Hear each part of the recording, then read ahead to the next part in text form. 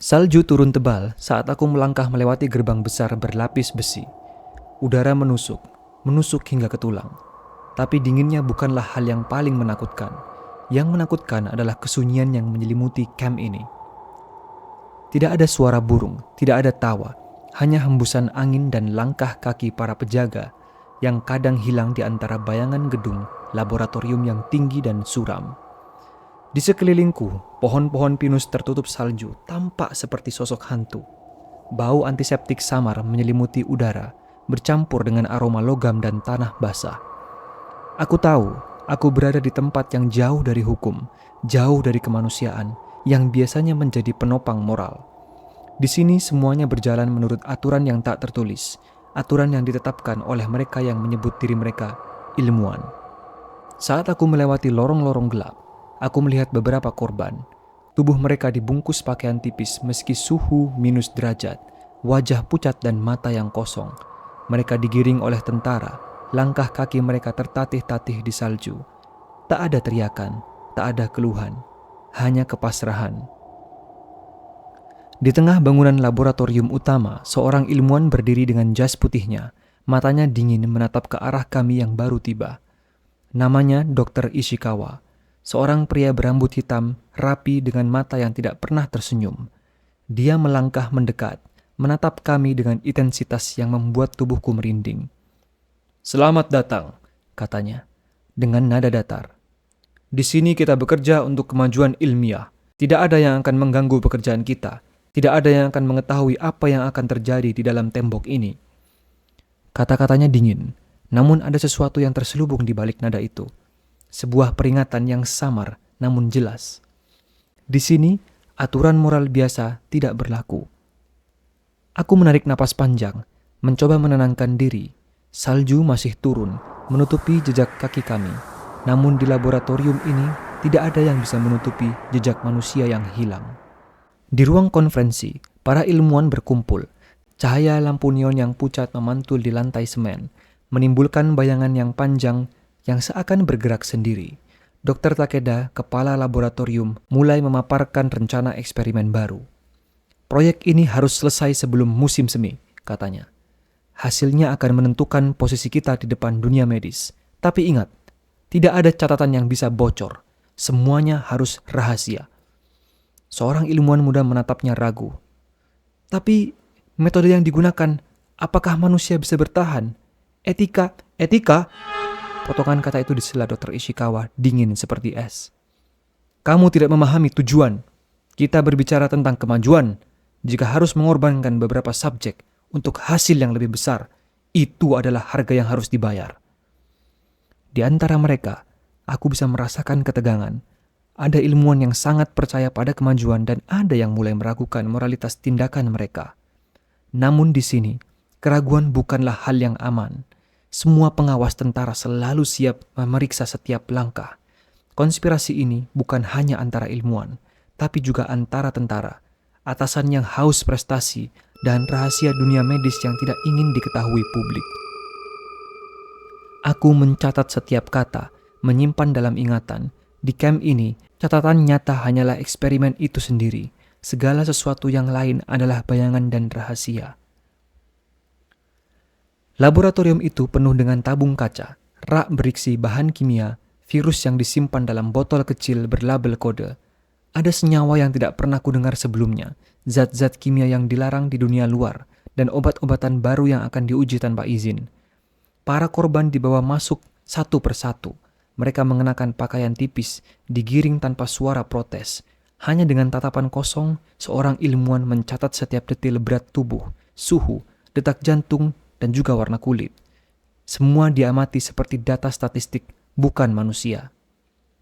Sebuah alat baru disiapkan.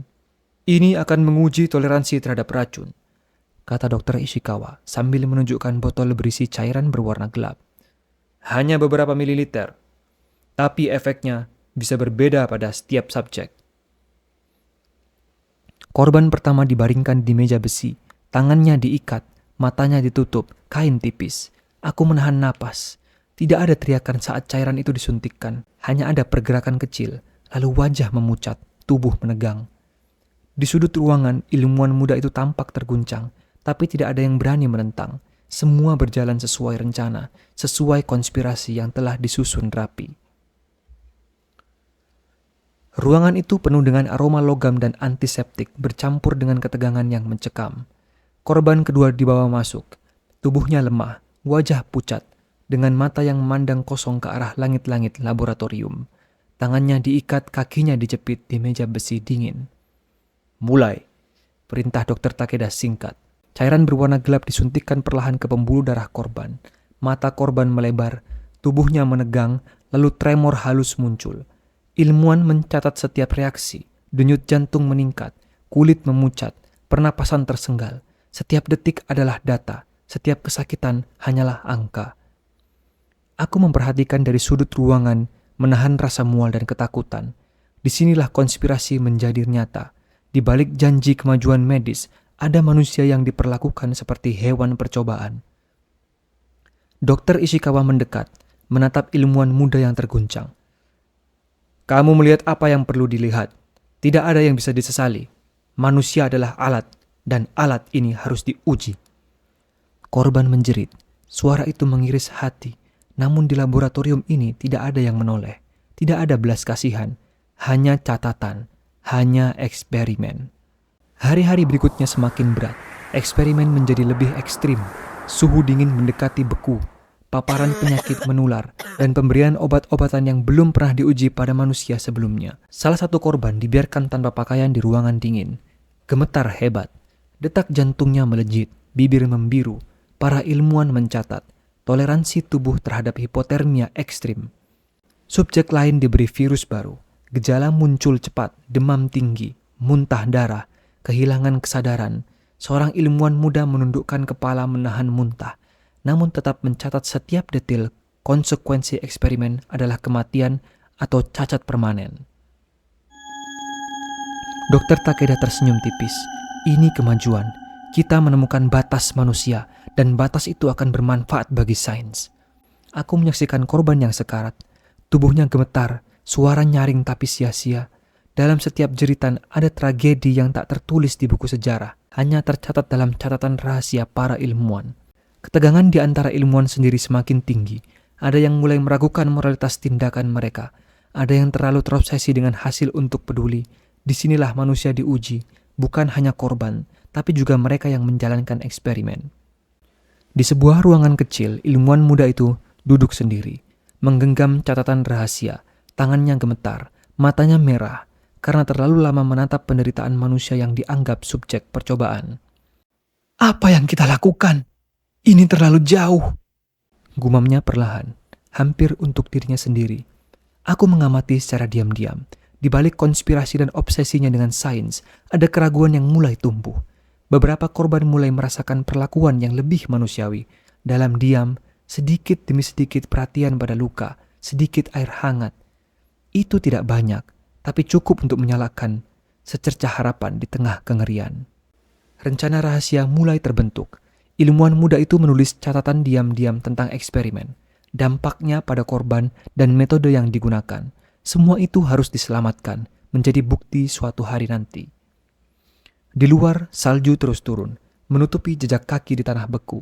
Dalam keheningan itu, aku menyadari sesuatu yang pahit. Di camp ini, kemanusiaan hanyalah bayangan. Dan untuk melindungi sekecil harapan, seseorang harus berani menantang konspirasi besar. Hari-hari di camp semakin mencekam. Eksperimen yang lebih berbahaya dilakukan tanpa henti. Tapi dalam diam, ilmuwan muda itu mulai merancang sebuah langkah berani. Catatan rahasia tentang obat-obatan, virus, dan metode eksperimen yang diselundupkan ke ruang tersembunyi, jauh dari pengawasan Dr. Takeda dan Ishikawa. Suatu malam, ketika salju menutupi seluruh camp, korban yang selamat digiring ke ruangan isolasi. Aku mengamati dari bayangan lorong, melihat sepasang mata yang ketakutan, tapi masih hidup, menggenggam tangan satu sama lain. Ada sesuatu dalam kepasrahan mereka, bukan menyerah, tapi menunggu peluang untuk bebas. Ilmuwan muda itu memberi kode kepada beberapa korban, gerakan kecil, bahasa isyarat. "Tunggu malam ini," bisiknya. "Ketika semua tidur, ada jalan keluar." Rencana sederhana tapi berisiko tinggi itu berjalan lambat. Korban pertama berhasil keluar dari kamar isolasi, menahan napas, mengikuti bayangan di koridor. Sementara itu, aku mencatat, menyimpan bukti tentang kekejaman dan eksperimen ilegal ini. Namun tidak semua berhasil. Beberapa tertangkap, dibawa kembali dengan ancaman dan hukuman. Kegagalan itu menimbulkan ketegangan, tapi juga menunjukkan bahwa harapan, sekecil apapun, masih hidup di tengah kengerian. Malam berikutnya, rencana dilaksanakan sepenuhnya. Dengan salju yang menutupi jejak kaki, beberapa korban berhasil melintasi gerbang samping, dibantu oleh ilmuwan muda dan beberapa pengawas yang mulai ragu akan kengerian yang mereka saksikan. Aku menyaksikan dari jarak jauh, ada tangis bahagia, tapi juga luka dan kehilangan. Mereka yang selamat membawa bekas percobaan di tubuh dan pikiran mereka, tanda permanen dari kekejaman yang mereka alami. Di laboratorium, Dr. Takeda dan Ishikawa menemukan sebagian subjek yang hilang. Amarah mereka membara, namun terlalu banyak rahasia yang sudah tersebar. Terlalu banyak saksi diam yang mencatat kengerian ini. Konspirasi tetap hidup, tapi benih-benih kebenaran mulai muncul. Aku menulis semua catatan ini dengan tangan gemetar, menyadari bahwa dunia luar suatu saat akan mengetahui apa yang terjadi di unit 731. Tapi pada saat yang sama aku tahu, tidak semua kengerian bisa dihapus.